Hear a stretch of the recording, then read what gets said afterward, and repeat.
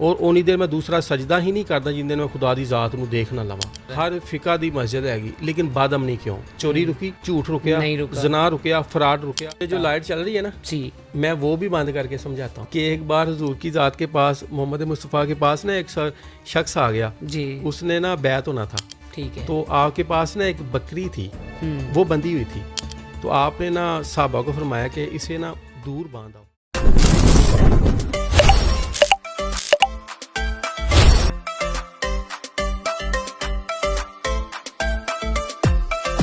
अस्सलाम वालेकुम नाजरीन, मैं हूं सैयद अली रिजवान गिलानी और आप देख रहे हैं Syed podcast with Ali Rizwan. Last हमारा प्रोग्राम था बाबा जी नवीद इब्राहिमी चिश्ती साहब से। इस्लाम के 5 अरकान मौजूद हैं, कलमा, नमाज, रोज़ा, ज़कात, हज। उसके बावजूद रहबर, पीर, पेशवा की ज़रूरत क्यों पड़ गई?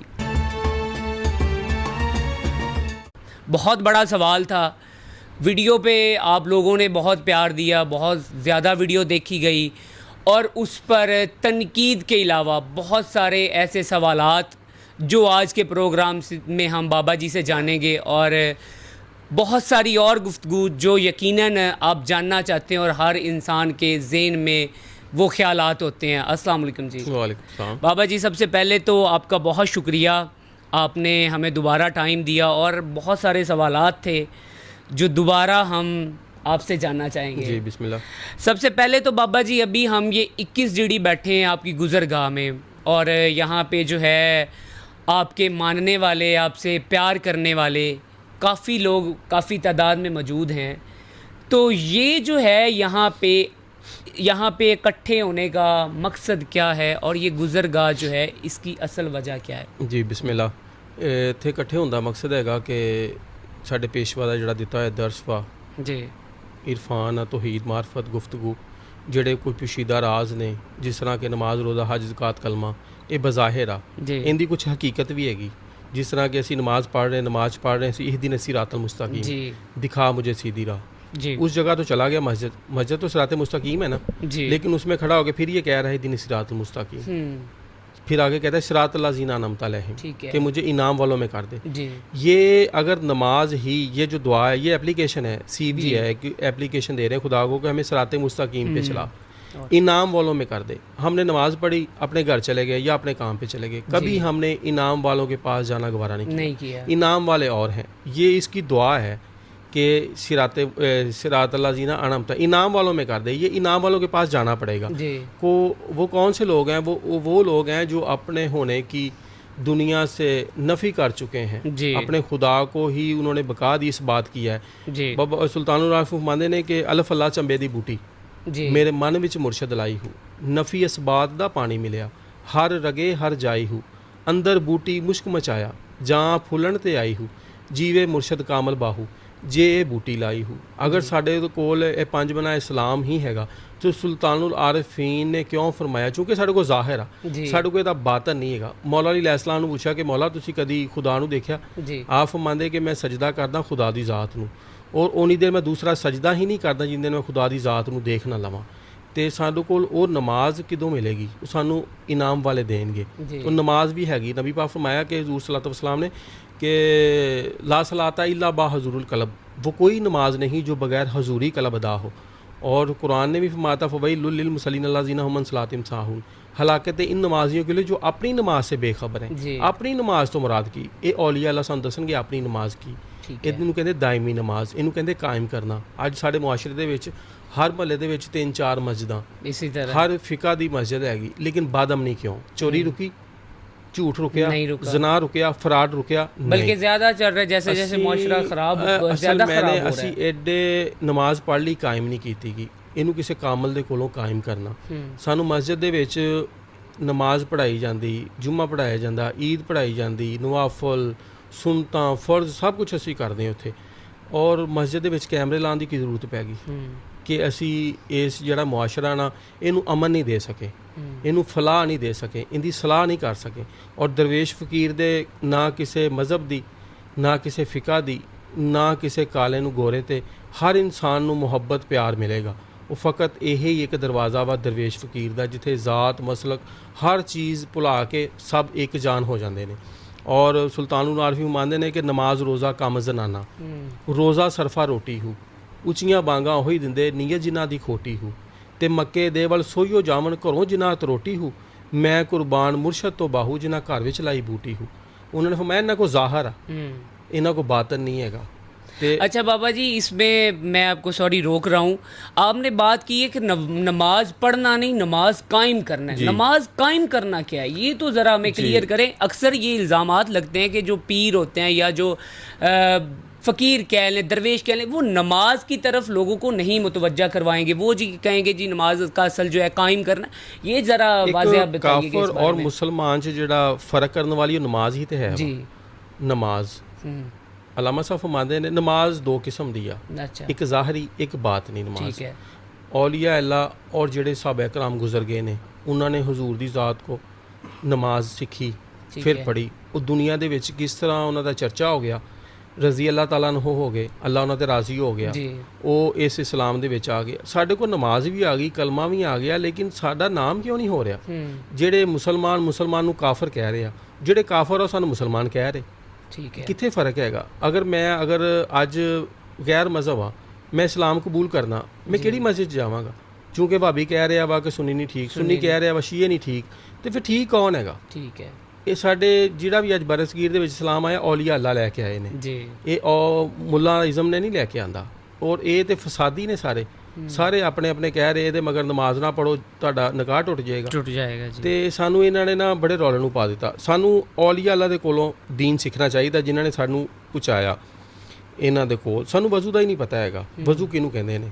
वज़ू हजूर दी ज़ात ते खुद नूर सन। आप फरमांदे कि मैं खुदा दे नूर चों खलक होया, तमाम कायनात मेरे नूर चों खलक होई। वो जिहड़ा वज़ू वो सिखाया वा वो किहड़ा हैगा जिहदे नाल दस के इंसान पाक हो जांदा। तो यदी शरह की जनाब सरदार शाह दरवेश होए ने, उन्होंने आप फरमांदे ने कीता वज़ू तो वज़ू नूं साम के रख, आवे गैर ख्याल तो टुट जाता, टुटे वज़ू तो राबता खत्म हुंदा, खत्म राबता जड़ां नूं पुट जाता। किसी वली तो सिख नमाज पढ़नी, खुश्क मौलवी तो फाई नूं लुट जाता। ये पिछे सरदार की नीत नहीं है तो सईदे मसले तो सुट जाता। अलामा साहब की बात भी मैनूं याद आ गई। आप फरमांदे ने कि यूं सजदों में पड़े रहने से जन्नत नहीं मिलती, ठीक है, दिल में खुदा का लाजम होना भी है इकबाल, तेरे सजदे कहीं तुझे काफर ना बना दे इकबाल, तू झुकता कहीं और है सोचता कहीं और है। असी खुदा दी ज़ात नूं अल्लाह पाक दी ज़ात ने एक नमाज एक तरीका दस दिता कि जदों असी खुदा नाल गुफ्तगू करनी फिर असी नमाज पढ़नी, और जदों खुदा ने साडे नाल गुफ्तगू करना फिर असी कुरान पढ़ना। साडे कोल दोनों चीज़ां साडी कदी गल नहीं हुई, क्योंकि साडे कोल उहदा एड्रैस ही नहीं हैगा। पहले उस ज़ात दी असी तहकीक करांगे, फिर उन्हें असी तस्लीम करांगे, फिर साडी उहदी जुस्तजू होएगी, खुदा इन्ना करीब हो जाएगा कि फिर सानू सजदियां 'च भी मज़ा आएगा, सानू रुकू 'च भी मज़ा आएगा, सानू नमाज 'च भी मज़ा आएगा। हुण असी एक ख्यालां दी दुनिया वा, साडे असी खुदा नाल मुहब्बत करदे लेकिन प्यार भी करदे खुदा नाल, खुदा दे इतबार नहीं करदे। ईद वाले दिन जुमे वाले दिन नवां सूट पा के अच्छी खुशबू लगा के मस्जिद चले जाईदा, ते सानू जुत्ती दा फिक्र हुंदा जुत्ती कित्थे लाईए। जिस ज़ात ने पहली दफ़ा जुत्ती दी क्या दोबारा देने ते कादर नहीं है? सानू उस खुदा दी ज़ात ते मुहब्बत हैगी लेकिन सानू इतबार नहीं हैगा। असी अपनी जुत्ती दा ही फिक्र करन लगे हैं कि साडी जुत्ती कित्थे है, ते सानू दीन दा नमाज दा जिस चीज़ दे विच सानू गैर ख्याल आ गया नमाज किस चीज़ दी रह गई। लामा साहब फरमांदे ने एक सजदा जिस तू गुनाह समझता है देता है हज़ार सजदों से निजात, कि तू किते एक झुक ते सही किते एक बारी वेख के ते खुदा दी ज़ात नूं भी ते रश्क होवे कि मेरा बंदा मेरे अगे झुकिया हैगा। हुण एक ख्यालों की दुनिया है। ठीक है।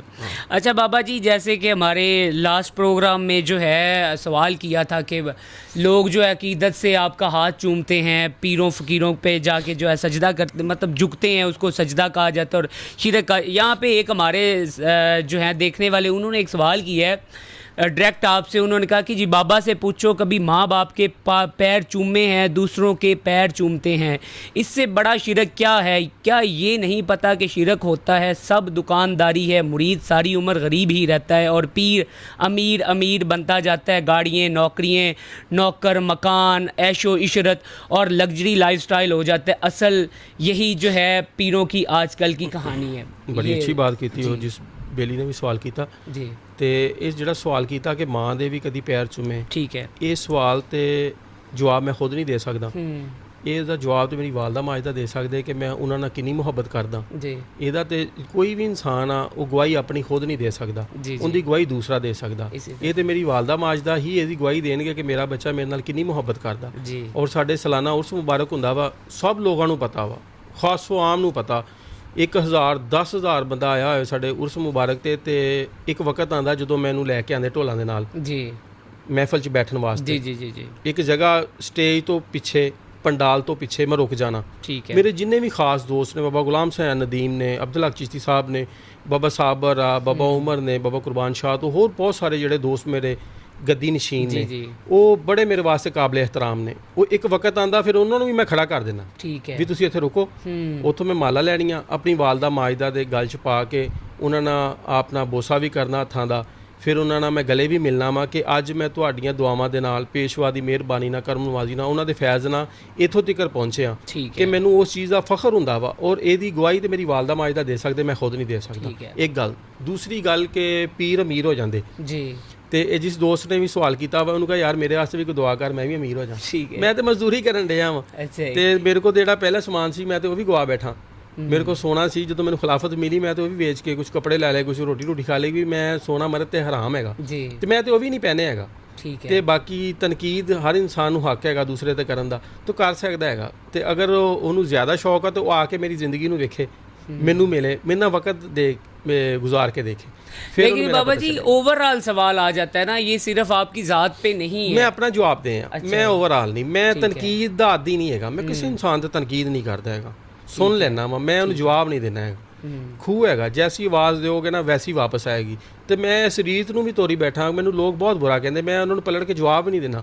ਔਰ ਉਹ ਮੇਰੇ ਕੋਲ ਦੁਕਾਨ ਤੇ ਆ ਜਾਣ ਜਾਂ ਮੇਰੇ ਕੋਲ ਗੁਜ਼ਰਗਾਹ ਤੇ ਆ ਜਾਣ ਜਾਂ ਘਰ ਆਣ, ਮੈਂ ਉਹਨਾਂ ਨੂੰ ਬਹੁਤ ਇੱਜ਼ਤ ਦਿੰਦਾ ਕਿ ਇਹਨੂੰ ਫਰਕ ਮਹਿਸੂਸ ਹੋਵੇ ਕਿ ਇਹ ਕੈਸੀ ਬਾਤ ਹੈਗੀ। ਮੌਲਾ ਜਨਾਬੇ ਜ਼ੈनुल आबिदीन ਨੇ ਨਾ ਆਪਦੇ ਘਰ ਇੱਕ ਸ਼ਖਸ ਲੋਕ ਗਿਆ ਜਦੋਂ ਜਨਾਬੇ ਅਮੀਰ ਮੁਖਤਾਰ ਨੇ ਕਰਬਲਾ ਦਾ ਵਾਕਿਆ ਨਹੀਂ ਉਹਨਾਂ ਦਾ ਬਦਲਾ ਲੈਣਾ ਚਾਹਿਆ ਤੇ ਇੱਕ ਸ਼ਖਸ ਛੁਪ ਕੇ ਨਾ ਮੀਰੇ ਮੁਖਤਾਰ ਦੀ ਵਜ੍ਹਾ ਤੋਂ ਤੇ ਆਪ ਦੇ ਨਾਲ ਘਰ ਵੜ ਗਿਆ। ਠੀਕ ਹੈ। ਤੇ ਛੁਪ ਗਿਆ। ਉਹਨੂੰ ਪਤਾ ਸੀ ਲਸ਼ਕਰ ਬਾਹਰ ਆ ਤੇ ਮੇਰੀ ਅੱਜ ਖੈਰ ਨਹੀਂ ਹੈਗੀ, ਮੈਨੂੰ ਕਤਲ ਹੋਣਾ, ਜਾਨਾਂ ਵਾਸਲ ਹੋਵਾਂਗਾ ਮੈਂ। ਤੇ ਆਪ ਨਾ ਜਦੋਂ ਆਪਣੇ ਘਰ ਦਾਖਲ ਹੋਏ ਨਾ ਤੇ ਆਪ ਨੂੰ ਨਾ ਪਤਾ ਚੱਲ ਗਿਆ ਕੋਈ ਸ਼ਖਸ ਹੈਗਾ ਤੇ ਉਸ ਤੇ ਕਪੀ ਤਾਰੀ ਹੋਈ ਪਸੀਨਾ ਆਇਆ ਹੋਇਆ ਤੇ ਆਪ ਨੇ ਨਾ ਉਹਨੂੰ ਮੋਢੇ ਤੋਂ ਹਿਲਾ ਕੇ ਪੁੱਛਿਆ ਖੈਰ ਜੀ। ਤੇ ਉਹਦੇ ਕੋਲ ਬੋਲ ਨਹੀਂ ਹੋ ਰਿਹਾ। ਆਪ ਗਏ ਉਹਦੇ ਵਾਸਤੇ ਪਾਣੀ ਲੈ ਕੇ ਆਏ ਜਾਂ ਕੋਈ ਸ਼ਰਬਤ ਲੈ ਕੇ ਆਏ, ਆਪ ਉਹਨੂੰ ਪੇਸ਼ ਕੀਤਾ ਤੇ ਆਪ ਫਰਮਾਨ ਲੱਗੇ ਕਿ ਯਾਰ ਤੂੰ ਜਨਾਬੇ ਜ਼ੈनुल आबिदीन ਨੂੰ ਉਹ ਸ਼ਖਸ ਫਰਮਾਨ ਲੱਗਾ ਕਿ ਜਨਾਬ ਤੁਸੀਂ ਮੈਨੂੰ ਪਹਿਚਾਨਿਆ ਨਹੀਂ। ਠੀਕ ਹੈ। ਆਪ ਫਰਮਾਨ ਲੱਗੇ ਕਦੀ ਕੋਈ ਭਾਈਆਂ ਦੇ ਕਾਤਲ ਵੀ ਭੁੱਲਿਆ, ਉਹ ਤੇਰਾ ਜ਼ਰਫ ਸੀਗਾ, ਉਹ ਤੇਰਾ ਵਕਤ ਸੀਗਾ, ਇਹ ਤੂੰ ਸਾਡੇ ਘਰ ਆਇਆ। ਹਾਂ ਇੱਧਰ ਦੀ ਨਾ ਜਾਈ, ਤੂੰ ਸਾਡੇ ਘਰ ਪਨਾਹ ਲਈ ਆ, ਇੱਧਰ ਅਮੀਰੇ ਮੁਖਤਾਰ, ਤੂੰ ਇਸ ਰਸਤੇ ਚਲਾ ਜਾ ਤਾਂ ਕਿ ਤੂੰ ਸਾਡੇ ਘਰ ਆ ਕੇ ਅਮਾਨ ਪਾ ਲੈ। ਅਗਰ ਮੈਂ ਹੀ ਤਨਕੀਦ ਕਰਾਂਗਾ ਤਾਂ ਮੈਂ ਆਪਣੇ ਬੱਚਿਆਂ ਨੂੰ, ਆਪਣੇ ਦੋਸਤਾਂ ਨੂੰ ਸਬਕ ਇਸ ਚੀਜ਼ ਦਾ ਦੇਵਾਂਗਾ। ਮੁਹੱਬਤ ਕੀ ਹੋਏਗੀ ਫਿਰ ਕਿ ਮੈਂ ਜਿਹੜੇ ਮੇਰੇ ਮੁਖਾਲਫ ਆ ਉਹਨਾਂ ਨੂੰ ਮੈਂ ਤਨਕੀਦ ਕਰਾਂ, ਜਿਹੜੇ ਮੇਰੇ ਨਾਲ ਪਿਆਰ ਕਰਦੇ ਮੈਂ ਉਹਨਾਂ ਨਾਲ ਮੁਹੱਬਤ ਕਰਾਂ। ਐਸਾ ਨਹੀਂ ਹੈਗਾ। ਮੇਰੇ ਪੇਸ਼ਵਾ ਨੇ हर ਨਾਲ ਮੁਹੱਬਤ ਕੀਤੀ और उन्होंने यही दर्द थी कि प्यार करना बस। ठीक है। अच्छा बाबा जी, यहाँ पे जो है इमाम ज़ैनुल आबिदीन का जिक्र हुआ है तो हम इस बात से फ़ायदा उठाते हुए आपसे लास्ट पॉडकास्ट में हमने एक कलाम सुना था करबला पे, आपने बहुत खूबसूरत और लोगों ने बहुत प्यार दिया और बहुत ज़्यादा सुना, तो वो हम दोबारा सुनना चाहेंगे। जी बिस्मिल्लाह जी। सहरा को सवेरा बनाओ हुसैन हुसैन कह के। क्या बात। सहरा को सवेरा बनाओ हुसैन हुसैन करके, अपने मुर्दा ज़मीर को जगाओ हुसैन हुसैन कह के। फिर होंगे तेरे बच्चे वफाई, किस्सा अब्बास सुनाओ हुसैन हुसैन कह के। शैतान जलता होगा आग से मगर तुम मुनकर को जलाओ हुसैन हुसैन कह के।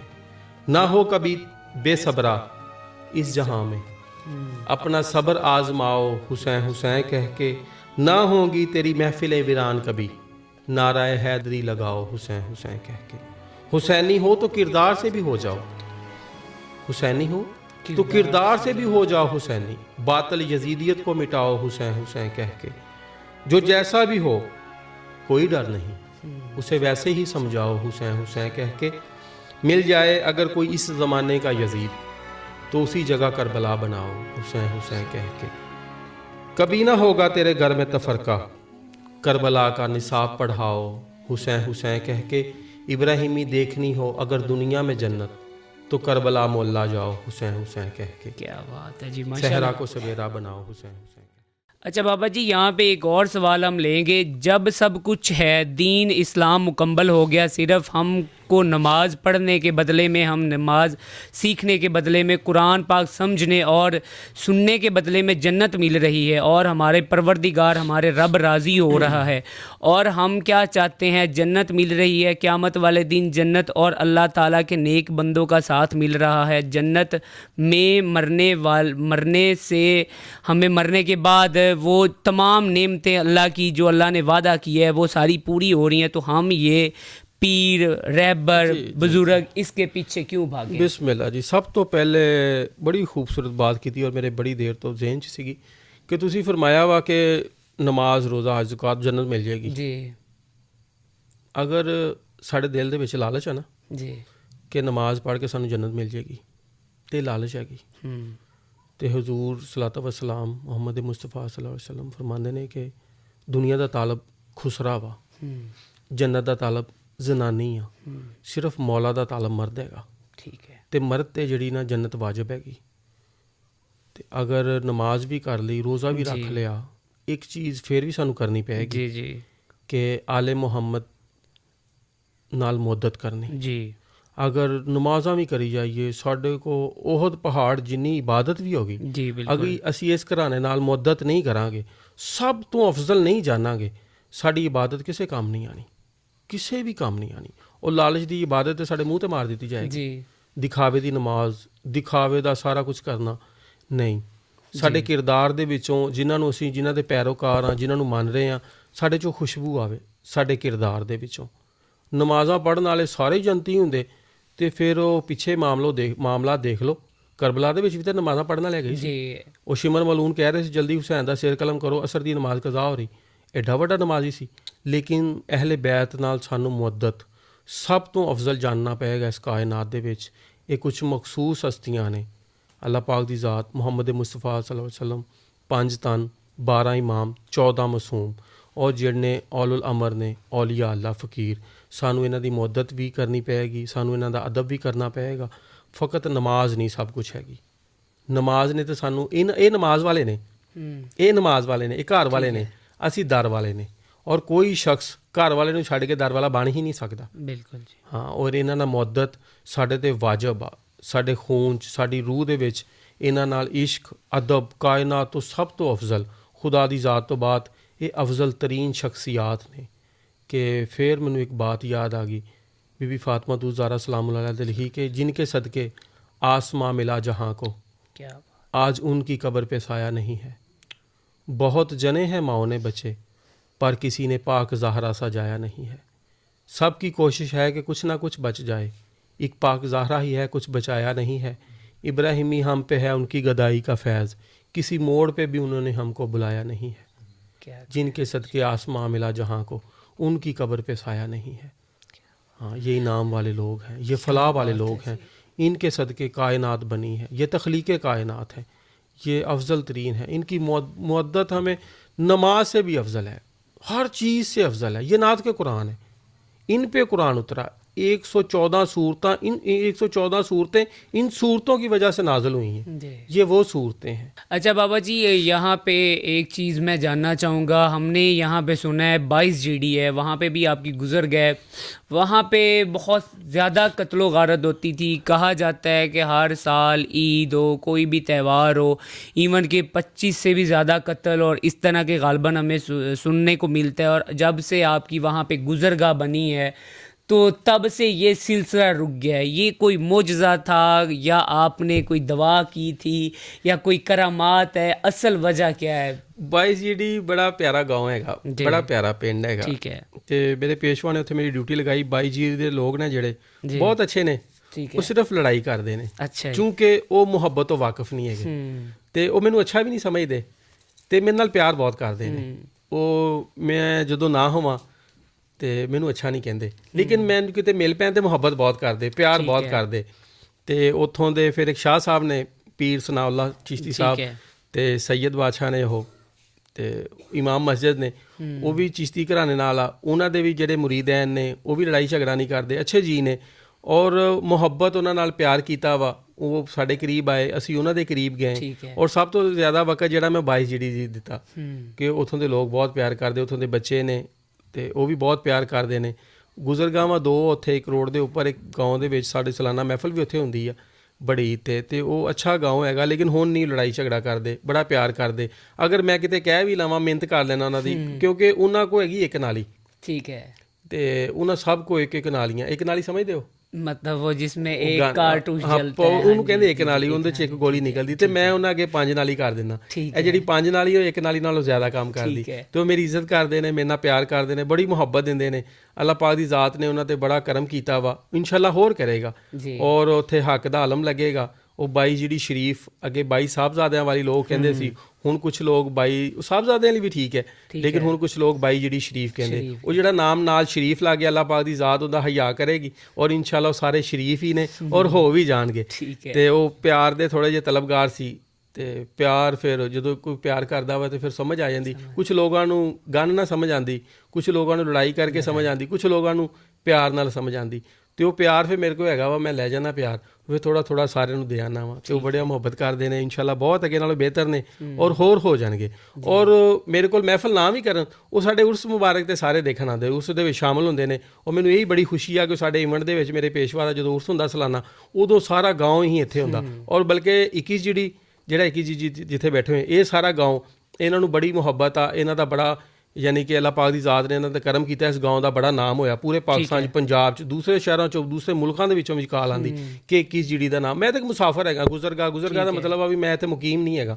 ਜਿਹੜਾ ਵੀ ਆਇਆ, ਤੁਸੀਂ ਵੀ ਆਏ ਹੋ, ਝੱਟ ਬੈਠ ਕੇ ਚਲੇ ਜਾਣਾ। ਇਹਨਾਂ ਦਾ ਫਖਰ ਹੈਗਾ, ਇਹਨਾਂ ਦਾ ਹੀ ਇਹ ਸਾਰਾ ਸਿਹਰਾ 21 ਵਾਲਿਆਂ ਦੇ ਸਿਰ ਤੇ ਆ, 22 ਵਾਲਿਆਂ ਦੇ ਸਿਰ ਤੇ ਆ, ਕਿ ਬੜਾ ਪਿਆਰ کرتے ہیں اور بڑی عزت کرتے ہیں، سارے بہت محبت کرتے ہیں 21 والے اور 22 والے. جی اچھا بابا جی، ہم کلوزنگ کی طرف جائیں گے اور آخر وہی ٹاپک ہمارا جو تھا کہ اگر دین مکمل، شریعت مکمل، اسلام مکمل، اس کے باوجود رہبر، پیر، پیشوا اس کی ضرورت کیوں؟ آخر کار لوگ جو ہیں درباروں پہ جا کر، قبروں پہ جا کر وہ مانگتے ہیں یا وہ جھکتے ہیں، یا وہ اصل یہ سلسلہ اس کا آغاز کیسے ہوا اور اصل یہ سارا سلسلہ کیا؟ یہ آخر میں ہمیں یہ تھوڑا سا واضح کر دیں. آخر میں آپ سے ہی شروع کروں گا. جی کیا آپ مسلمان ہیں؟ جی بالکل. آپ سید بادشاہ ہیں؟ جی.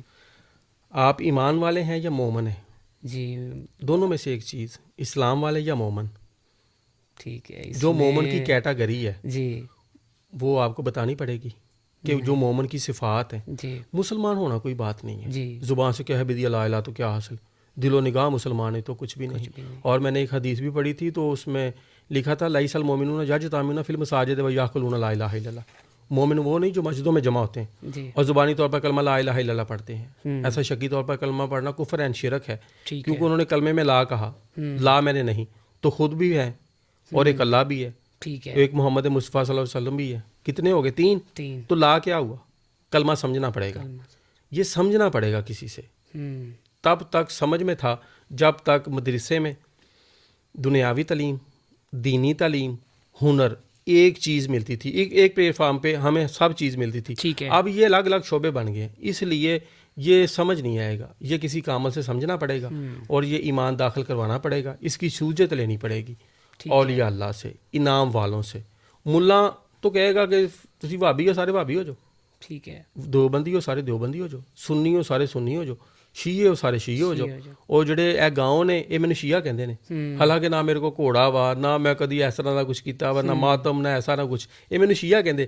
جڑے شیعہ وا مینوں کافر کہندے. اچھا. وہ مینوں کہندے گمراہ ہویا وا، کیونکہ میں مخالف گلاں کردا بھی ماتم نہیں ہے ساڈے دین دے وچ. تسی کردے ہو تے پھر ٹھیک ہے، میں تانوں کہہ نہیں سکدا، تہاڈا ذاتی فیل ہے، میرا نہیں. لیکن ساڈے پیشوا دا درس ہور ہے. ٹھیک ہے. سانو حقیقی نماز، حقیقی کلمہ، حقیقی بات جڑی نا وہ ملی سانو، یعنی کہ اصل ہے. پھر یہ حقیقت بھی سمجھائی گئی بھی یہ ہے کی ہے. جس طرح کہ آپ پچھلی دفعہ الف لام میم تے تذکرہ کیا سی. ہن جس طرح سورۃ رحمان چلا پا نے فرمایا الرحمن علم القرآن، سکھایا رحمان نے قرآن. خالق الانسان، پھر اسے پیدا کیا. علامہ البیان، پھر سے بولنا سکھایا.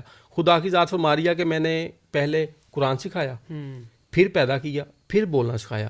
اللہ پاک کی ذات نے آپ کو پہلے پیدا کیا یا قرآن سکھایا؟ پہلے پیدا کیا. خدا تو فرما رہا ہے میں نے قرآن سکھایا.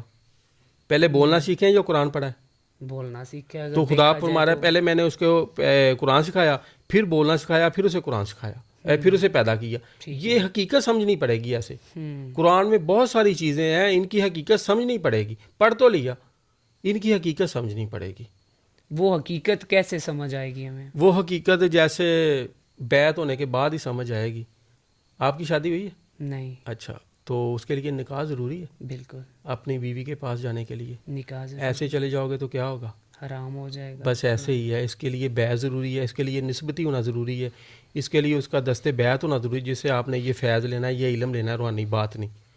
اور جو یہ لفظوں میں تحریروں میں تحریر نہیں ہے، یہ سینہ بسینہ چلتا آ رہا ہے. ہم اس کی پہچان کیسے کر سکتے ہیں؟ ہاں، سن کے تو شک ہو سکتا ہے، دیکھو تو شک نہیں ہوگا. نہیں. یہ جتنے بھی لوگ آئے ہوئے ہیں، یہ جتنے بھی میرے مرید ہیں، جی. یہ سارے شعور والے ہیں، لا شعور تو کوئی بھی نہیں. جی. اس میں پڑھے لکھے بھی لوگ ہیں، ایڈوکیٹ تک لوگ ہیں، اور سرکاری جابیں کرتے ہیں، وہ ہے بچی ہیں جنہوں نے کسی سے قائل ہی نہیں ہوتے. ہاں، وہ بھی بچے ہیں میرے کافی سارے. تو یہ کیوں انہوں نے دیکھ لیا. ٹھیک ہے. کہ پہلے تحقیق پھر تسلیم. انہوں نے پہلے تحقیق کی، پھر انہوں نے تسلیم کیا. تسلیم کے بعد تحقیق کرنا گمراہی ہے. میں پہلے بھی کہہ چکا ہوں کہ میرے پاس جو سودا ہے، جس کی میرے پاس دکان ہے، یا جو پاس میرے ہے، وہ مجھے آپ نے ایک سوال بھی نہیں کیا، کیونکہ آپ کو پتہ نہیں ہے. آپ ایک ظاہری باتیں کرتے ہیں، وہ ظاہری معاملہ ہے. یہ جہاں ختم ہوتا ہے نا سارا، یہ یہاں شروع ہوتا ہے. اصل آپ ہی بتا دیں بابا جی، وہ آپ کے پاس ایسی کس چیز کی دکان ہے جسے ہم نہیں سمجھ سکتے، یہ عام دنیا دار نہیں سمجھ سکتا. یہ جو لائٹ چل رہی ہے نا، جی، میں وہ بھی بند کر کے سمجھاتا ہوں. کہ ایک بار حضور کی ذات کے پاس، محمد مصطفیٰ کے پاس نا ایک شخص آ گیا. جی. اس نے نا بیعت ہونا تھا. ٹھیک ہے. تو آپ کے پاس نا ایک بکری تھی، وہ بندھی ہوئی تھی.